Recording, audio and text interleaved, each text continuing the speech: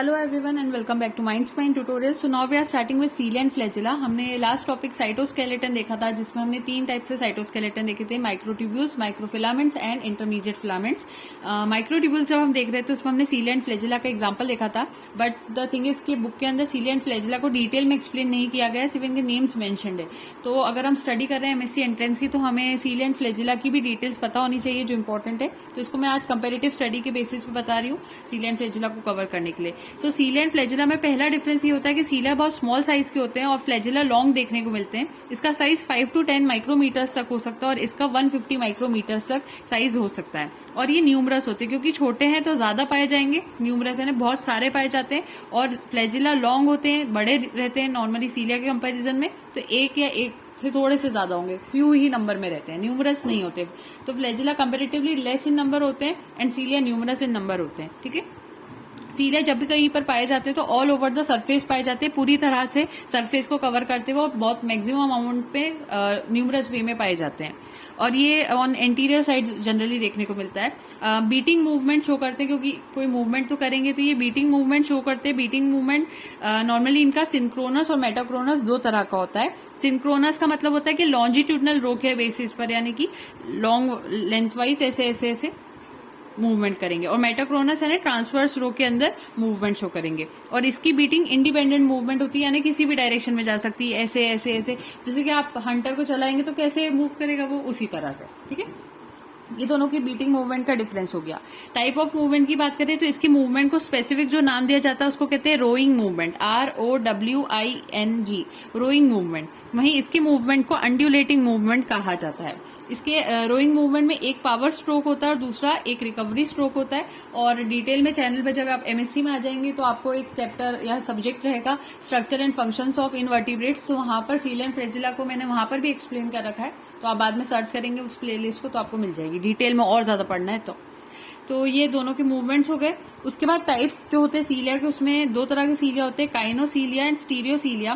काइनोसीलिया word से पता चल रहा है कि ये मोटाइल होते हैं, और स्टीरियोसीलिया नॉन मोटाइल होते हैं। तो काइनोसीलिया अगर मोटाइल है, किसी मूवमेंट में हेल्प कर रहे हैं, तो ऐसी जगह है जहां पर मूवमेंट की जरूरत होती है, वहां एग्जाम्पल्स यहाँ आ जाते हैं, जैसे ट्रैकिया, डस्ट पार्टिकल, डर्ट, अगर इनको मूव करना है तो ट्रैकिया के अंदर भी यहाँ पर काइनोसीलिया होंगे। फेलोपियन ट्यूब के अंदर अगर ओवम जब फ्यूज हो जाता है, फर्टिलाइजेशन हो जाता है, तो जाइगोट जब फॉर्म होता है, तो जाइगोट को नीचे धीरे धीरे लेकर आने का काम, और सारे फेलोपियन ट्यूब में बहुत सारे मूवमेंट्स होते हैं, स्पर्म्स भी मूव करके जाते हैं, ये सारी जो चीजें होती है उसमें भी सीलिया जो रिक्वायर्ड होते हैं वहां पर काइनोसीलिया होते हैं। उसी तरह से किडनी ट्यूब्यूल्स में भी नेफ्रिक फिल्ट्रेट को मूव करवाना होता है, तो किडनी ट्यूब्यूल्स में भी कौन से सीलिया होते हैं, काइनोसीलिया होते हैं। वहीं अगर अब हम बात करते हैं स्टीरियोसीलिया की, तो ये नॉन मोटाइल होते हैं, मूवमेंट रिक्वायर्ड नहीं होता, तो ये कहाँ हो सकते हैं, सेंसरी सेल्स जैसे कि टेस्ट बर्ड्स, वहां हो सकते हैं। ठीक है, अब फंक्शन की बात करते हैं तो एक तो लोकोमोशन हो गया, कैप्चरिंग फूड में भी हेल्प करते हैं, क्योंकि ट्रैप कर लेते हैं, ये ट्रैप कर लेते हैं, फूड को कैप्चर कर लेते हैं, और साथ में यहाँ सेंसरी सेल्स का नाम आया था इसलिए सेंसरी फंक्शन भी परफॉर्म करते हैं। वहीं अगर हम इधर देखें तो यहाँ पर सिर्फ 2 तरह के मतलब कहना चाहिए फ्लैजिला होते हैं, एक होता है विप्लेश और दूसरा होता है टिंसिल टाइप। विप्लेश तो नॉर्मली सब जगह पाया जाता है, लेकिन जो टिंसिल टाइप होता है वो जू स्पोर्ट्स में और ब्राउन एल्गी जो होती है उसमें पाया जाता है, और इनका काम सिर्फ और सिर्फ लोकोमोशन होता है। ये ना ही कैप्चरिंग फूड में हेल्प करते हैं, ना ही कोई सेंसरी रोल प्ले करते हैं, फ्लैजिला ओनली लोकोमोशन में ही हेल्प करते हैं। तो ये बेसिक डिफरेंसेस थे जो कि आपको सबसे पहले पता होना चाहिए था। अब हम इसकी थोड़ी एनाटॉमिकली स्टडी भी देख लेते हैं। So now starting with the internal structure, दोनों ही सीलिया फ्लैजिला का स्ट्रक्चर लगभग पूरी तरह से सेम ही होता है। तो सीलिया फ्लैजिला में सबसे पहली चीज होती है कि दोनों प्रोटोप्लाज्मिक शीट के बने होते हैं, और दूसरी चीज होती है उसमें एक्सोनीम या फिर आप एक्सियल फिलामेंट भी कह सकते हो, वो पाया जाता है। तो एक्सोनीम और एक्सियल फिलामेंट यही सबसे इंपॉर्टेंट चीज होती है। इसका अरेंजमेंट आपको समझना बहुत जरूरी होता है। तो इसका अरेंजमेंट कैसे होता है, कहा जाता है कि इसका 9+2 का अरेंजमेंट होता है, जिसमें से कि 9 जो रहते हैं वो जो कहना चाहिए फिलामेंट्स होते हैं वो पेरीफेरी की तरफ लगे होते हैं, और जो 2 होते हैं वो सेंटर की तरफ लगे होते हैं। पेरीफेरल अरेंजमेंट होता है 2 का, सेंट्रल अरेंजमेंट होता है। और पेरीफेरल वाले जो अरेंजमेंट होते हैं वो जो वहां पे एक्सोनीम पाए जाते हैं वो कैसे बने होते हैं, ट्यूबुलिन प्रोटीन के बने होते हैं। और जब मैं आपको लास्ट लेक्चर पढ़ाई थी साइटोस्केलेटन, उसमें बताया था कि जो ट्यूबुलिन प्रोटीन होता है वो 2 तरह का होता है, अल्फा एंड बीटा, या आप उसको A और B भी कह सकते हो। ठीक है, उसका अरेंजमेंट भी हमने देखा था। तो मान लीजिए ये ए है ट्यूबुलेंट प्रोटीन और ये बी ट्यूबुलेंट प्रोटीन है। तो ए में हमने ये भी बात की थी कि ए में 13 प्रोटोफिलामेंट्स होते हैं। तो 1 2 3 4 5 6 7 8 9 10 11 12 और 13 ड्रॉ कर लिए। 13 प्रोटोफिलामेंट्स होते हैं। वहीं जो बी वाला होता है उसमें 10 प्रोटोफिलामेंट्स होते हैं। 1 2 3 4 5 6 7 8 9 एंड 10। ये 10 प्रोटोफिलामेंट्स हो गए। ये दोनों का बेसिक डिफरेंस होता है। और जो ए वाला मतलब प्रोटीन होता है उस पे 2 आर्म्स भी लगे होते हैं। तो आपके सामने ये आर्म्स भी यहाँ पर मैंने ड्रॉ करे, तो ये दोनों आर्म्स होते हैं। अब आगे और डिटेल में बात करते हैं कि ये वाला जो सेंट्रल वाला है, ठीक है, जो सेंट्रल एक्सोनीम एक्सियल फिलामेंट था, अब उसकी अगर हम बात करें तो इसकी जो 2 होते हैं, इसको सेंट्रल वाले के नाम से ही 2 में कैसे डिवाइड करते हैं, ऐसे डिवाइड करते हैं।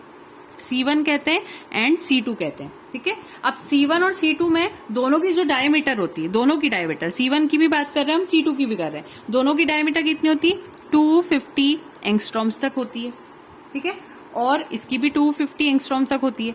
दूसरी बात हमने क्या की थी, ये जो 2 वाले होते हैं, ये 2, ठीक है, इन 2 की अगर हम बात करें तो ये सेंट्रल पे पाए जाते हैं, दोनों की डायमीटर हो गई। और इनके प्रोटोफिलामेंट कितने होते हैं, तो सेंट्रल वाले के अंदर जो प्रोटोफिलामेंट होते हैं दोनों में 13 होते हैं। तो मान लीजिए ये आपका एक C1 है और ये आपका एक C2 है। मैंने थोड़ा बड़ा छोटा कर दिया लेकिन इक्वल ही रहते हैं साइज में। अब दोनों में 13 होते हैं, 1 2 3 4 5 6 7 8 9 10 11 12 एंड 13। अब इधर भी 1 2 3 4 5 6 7 8 9 10 11 12 एंड 13। ठीक है, ये दोनों का डिफरेंस हो गया। अब आप सोच रहे होंगे कि अगर C1 और C2 दोनों की डायमीटर सेम है, दोनों के अंदर 13 प्रोटोफिलामेंट्स है। देखिए यहाँ के प्रोटोफिलामेंट्स में डिफरेंस है, एक में 13 प्रोटोफिलामेंट्स में तो एक में 10 प्रोटोफिलामेंट्स थे। लेकिन ये पेरीफेरल वाले के एग्जाम्पल में हमने बात की थी, ठीक है, उसके ट्यूबुलेंट प्रोटीन्स की, ये तो डिफरेंस था। लेकिन सेंट्रल में तो दोनों पूरी तरह से सेम है। इनका स्ट्रक्चर भले ही मैंने बड़ा छोटा बनाया लेकिन इनका साइज फिर भी सेम रहता है। तो आप डिफरेंशिएट कैसे करेंगे कि कौन सा C1 है और कौन सा C2 है, तो आपको पता होना चाहिए कि C1 में कुछ प्रोजेक्शंस रहते लगे हुए। जब हम इस माइक्रोस्कोप में देखते तो हमें वो प्रोजेक्शंस दिखाई देते, तो जिस पर भी हमें प्रोजेक्शंस दिखाई देते हम उसको ऑटोमेटिकली C1 नाम दे देते हैं। अब ये जो C1 और C2 होते हैं एक दूसरे से क्रॉस ब्रिजेस, ये 2 क्रॉस ब्रिजेस होते हैं, उससे अटैच रहते हैं। और इसके आसपास एक शीट पाई जाती है, ये शीट बनाती है C1 C2 के आसपास, इसको हम कहते हैं सेंट्रल शीट। क्या नाम देते हैं हम इसको, सेंट्रल शीथ नाम देते हैं। और ये अंदर क्या है, ये क्रॉस ब्रिजेस है दोनों, इसको और इसको दोनों को मिलाकर कह रहे हैं, ये दोनों क्या है, क्रॉस ब्रिजेस है। ये डिफरेंस होता है इनका। तो आप ओवरऑल ये दोनों तो हमने छोटा तोड़कर समझा। अब ओवरऑल अगर डायग्राम आप बनाएंगे तो किस तरह से बनाएंगे, एक बीच में सर्कल होगा, उस सर्कल को हम सेंट्रल शीट कहते हैं। सेंट्रल शीट में एक C1 होगा, एक C2 होगा, और वो दोनों इक्वल 2 ब्रिज से कनेक्टेड हो गए, एक C1 है एक C2 है। अच्छा, C1 C2 अंदर से कैसा दिखाई देता है, इतना डिटेल में ऐसा दिखाई देता है। हम यहाँ पर पूरी डिटेल अब फिर से नहीं बना रहे कि यहाँ जो प्रोटोफिलामेंट्स है वो भी ड्रॉ करें, ठीक है, लेकिन होना क्या चाहिए, ये वाला डायग्राम यहाँ पर आ जाना चाहिए। तो C1 एंड C2 होता है और इसके आसपास पेरीफेरी होती है बड़ी सी। उसी पेरीफेरी में क्या होते हैं, वहीं पर तो पेरीफेरल फिलामेंट्स होते हैं। एक हमारे सेंट्रल फिलामेंट्स होते हैं जो हमने यहाँ ड्रॉ कर लिया, और दूसरा हमारे पेरीफेरल फिलामेंट्स होते हैं। और पेरीफेरल फिलामेंट्स कितने होते हैं, 9 होते हैं। ये 2 तो हमने ड्रॉ कर लिए सेंट्रल, अब पेरीफेरल में 9 आते हैं, तो अब 9 को ड्रॉ करेंगे। लेकिन वो 9 भी कैसे होते हैं, डबलेट्स में होते हैं, डबलेट्स बनाते हैं वो 9। तो अब इसको ड्रॉ करते हैं। तो पहले काम करते हैं हम लोग यहाँ पे 9 डॉट्स बना लेते हैं ताकि हमें कंफ्यूजन ना हो बाद में। 1 2 3 4 5 6 7 8 एंड 9, ऐसे 9 डॉट्स आ गए। अब उन 9 डॉट्स पे कितने आना चाहिए, 9 प्रोटोफिलामेंट्स आना चाहिए, ठीक है, 9 प्रोटोफिलामेंट्स आना चाहिए। तो उसको हम ड्रॉ करते हैं, सॉरी 9 प्रोटोफिलामेंट्स नहीं कहना था मुझे, 9 एक्सियल फिलामेंट ड्रॉ करते, फिर प्रोटोफिलामेंट ऑटोमेटिकली आ जाएंगे वहां पर। तो देखो हर जगह डबलेट बनाना है, AB का, ये जो 2 है ना, ये 2, इन 2 को हम यहाँ पर ऐसे ड्रॉ कर रहे हैं। इतना डिटेल में शायद ही आपको अभी कोई टीचर पढ़ाएगा। जब आप BSc MSc के स्टूडेंट बन जाते हैं इतनी डिटेल कोई भी टीचर फिर नहीं पढ़ाती, क्योंकि ऐसा मान लिया जाता है कि आपको ऑलरेडी आता है।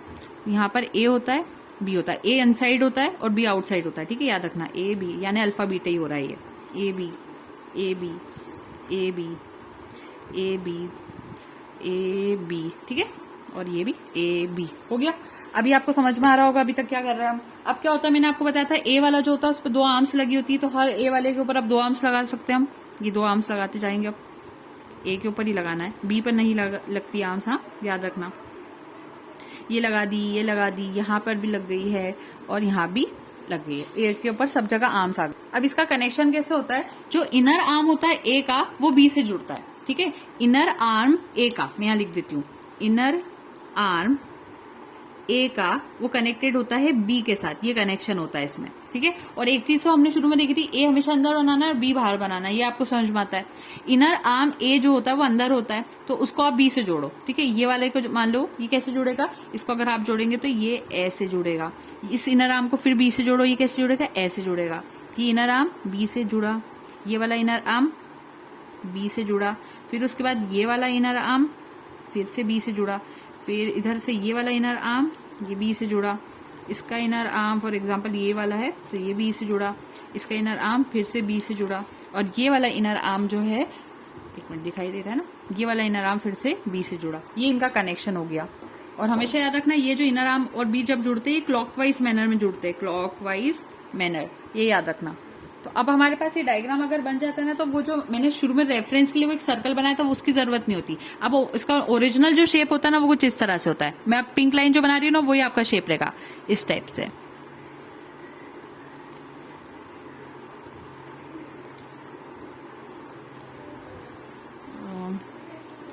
ठीक है, समझ में आ रहा होगा आपको। बस इस पिंक के ऊपर फोकस कीजिए। अब ये जो पिंक पिंक है ना, वो आपका मेन डायग्राम है, ठीक है। और ये जो पिंक से हमने ड्रॉ करा, आप इसको कह सकते हो ये ए बी लिंकर है, ठीक है। क्या क्या चीजें देखी आपने यहाँ पर, बीच में आपने एक सेंट्रल शीट देखी, उसके अंदर आपने दो C1 C2 को जोड़ने के लिए क्रॉस ब्रिज देखा, उसके बाद C1 को आप सेंट्रल, C1 और C2 दोनों को आप सेंट्रल ट्यूब्यूल्स कह सकते हो। फिर उसके बाद आपने यहाँ पर एक आउटर आर्म देखी, इनर आर्म देखी, दोनों चीजें देखी अल्फा बीटा में। उसके बाद आपने देखा कि ये ए और बी डबलेट बना रहे हैं। उसके बाद ए और बी के बीच में जो लिंकेज बन रहा है, हम उसको ए बी लिंकेज कहते हैं, ए बी लिंकर्स कहते हैं। अब आगे और डिटेल की बात करते हैं। अब इसमें एक रेडियल स्पोक नाम की चीज होती है, जो ए रहता है वहीं से ये अंदर की तरफ आती है, हर ए पे से अंदर की तरफ आती है। ये आ रही है, ये आ गई, ये आ गई, ये आ गई, यहाँ ये आ गई, यह आ गई, ये भी आ गई, ठीक है। इसको क्या बोलते हैं, इसको बोलते हैं, इसको मैं यहाँ लिख देती हूँ, रेडियल स्पोक कहते हैं, रेडियल स्पोक। समझ में आ रही बात, रेडियल स्पोक। और सबसे जरूरी बात, इस पूरे के आसपास एक शीट पाई जाती है, उसको क्या नाम देते हैं, उसी को तो हम कहते हैं प्रोटोप्लाज्मिक शीट। तो प्रोटोप्लाज्मिक शीट भी आपको अब समझ में आ गई होगी। अब यहाँ पे C1 और C2 जो भी हमने बीच में ड्रॉ किया था, C1 एंड C2 जो कहना चाहिए सेंट्रल रहते हैं, ये दोनों चीजें किसकी बनी होती है, तो आपको याद रखना है ये डाइनिन प्रोटीन की बनी होती है, डाइनिन प्रोटीन के बने होते हैं C1 C2। उसके बाद आपके वो जो 9 डबलेट्स हैं, 9 डबलेट्स किसके बने होते हैं अगर कोई पूछ ले, तो ये ट्यूबुलिन प्रोटीन के बने होते हैं। जब भी तो यहाँ पर अल्फा और बीटा दोनों नाम आया था, तो ये ट्यूबुलिन प्रोटीन के बने होते हैं, ध्यान रखते जाना। अब ए और बी जो लिंकर्स हमने ड्रॉ किए थे, तो वो लिंकर्स किसके बने होते हैं, वो नेक्सिन प्रोटीन के बने होते हैं, नेक्सिन प्रोटीन, ठीक है। उसके बाद जो आउटर और इनर आर्म जो मैं ए के ऊपर अभी तक ड्रॉ कर रही थी, outer and inner arms of A, वो किसकी बनी होती है, तो आउटर और inner arms of A is made up of again tubulin protein, ये भी ट्यूबुलिन प्रोटीन की बनी होती है, ये दोनों ट्यूबुलिन में आ जाते हैं। उसके बाद रेडियल स्पोक्स की अगर हम बात करें, तो ये किसकी बनी होती है, डेंस मटेरियल की बनी होती है, डेंस मटेरियल, थोड़ा घना मटेरियल होता है। और ये मतलब जितना भी स्ट्रक्चर है सीलिया फ्लैजिला का, सबका सेम होता है। अब इसका मूवमेंट कैसे होता है, जैसे एक व्हील होता है, व्हील का अगर बीच का पोर्शन अगर मूव करेगा तो फिर पूरा व्हील भी मूव करने लगता है। तो जो C1 और C2 होता है, मैंने आपको बताया C1 C2 किसके बने होते हैं, डाइनिन प्रोटीन के बने होते हैं। तो जो डाइनिन प्रोटीन होता है, यहाँ नोट फिर से कर रही हूँ, डाइनिन प्रोटीन जो होता है वो यहाँ पर ATPase की तरफ वर्क करता है, और जहां पर भी ATP आती है, एनर्जी आती है, तो ये जब मूव करना शुरू करता है, इस वजह से ये पूरा का पूरा मूवमेंट शुरू हो जाता है और आगे ये बढ़ने लगता है। तो अब यहाँ पे बहुत बड़ा ट्विस्ट आता है। मैंने आपको बताया था काइनोसीलिया मूव कर पाते हैं, लेकिन स्टीरियोसीलिया मूव नहीं करते। और अभी मैंने बताया कि C1 C2 ही सबसे इंपॉर्टेंट चीज होती है मूवमेंट करवाने के लिए, क्योंकि उनके पास डाइनिन प्रोटीन होता है, डाइनिन प्रोटीन ATPase की तरह वर्क करता है और मूवमेंट करवा देता है। तो काइनोसीलिया को तो समझ में आता है, इनको मूव करना है, तो इनके पास 9 प्लस वो जो 2 C1 C2 है वो तो होना ही चाहिए, तभी तो ये मूवमेंट कर पाएगा। तो ये मोटाइल होता है और इसके पास 9+2 का अरेंजमेंट होता है। वहीं अगर मैं स्टीरियोसीलिया की बात करती हूँ, तो इसका अरेंजमेंट 9+0 होता है। अब ये 0 क्यों होता है, क्योंकि इसको C1 C2 की रिक्वायरमेंट ही नहीं, क्योंकि इसको मूवमेंट ही नहीं करना है, तो C1 C2 होना जरूरी भी नहीं है। तो इसके पास C1 C2 नहीं होते, इसलिए हम इसका अरेंजमेंट 9+0 लिखते हैं, और काइनोसीलिया का अरेंजमेंट हम 9+2 लिखते हैं। तो अगर एग्जाम में क्वेश्चन आ जाए कि आप सीलिया का, फ्लैजिला का, इनका अरेंजमेंट बताओ, तो आप सीधे सीधे 9+2 ही बताएंगे अरेंजमेंट। लेकिन फिर से अगर वो पूछ रहे सिर्फ सीलिया का बताओ, तो सीलिया में फिर से आप 9+2 का आंसर देंगे। लेकिन अगर और स्पेसिफिक होकर पूछे कि नहीं काइनोसीलिया का और स्टीरियोसीलिया का बताओ, तो काइनोसीलिया में फिर 9+2 आएगा, लेकिन स्टीरियोसीलिया में वो 9+0 आ जाएगा, क्योंकि स्टीरियोसीलिया नॉन मोटाइल होते हैं, इनको C1 C2 की रिक्वायरमेंट नहीं होती है, इसलिए 9+0 हो जाते हैं। और यहाँ पर जैसे हमें नॉर्मली, ये सब तो हमने इंटरनल स्ट्रक्चर की बात की, नॉर्मली हमारा सीलिया फ्लैजिला हमें इस टाइप से दिखाई देता है सरफेस के ऊपर से। तो इसके आसपास यहाँ पर वो जो शीत होती है ना, वो शीत बस यहाँ तक लगी होती है बेसल पोर्शन में, उसके ऊपर तक शीत नहीं होती, पूरे सीलिया फ्लैजिला को नहीं कवर करती, सिर्फ नीचे तक ही होती है शीत, इस टाइप से होता है। तो यहाँ आज आपका सीलिया फ्लैजिला डिटेल में मैंने कंप्लीट करवा दिया। नेक्स्ट वीडियो में मैं सेंट्रियोल भी कवर करवाऊंगी, क्योंकि बुक में वो चीज नहीं है। So thank you so much and don't forget to like, share and subscribe. Happy learning.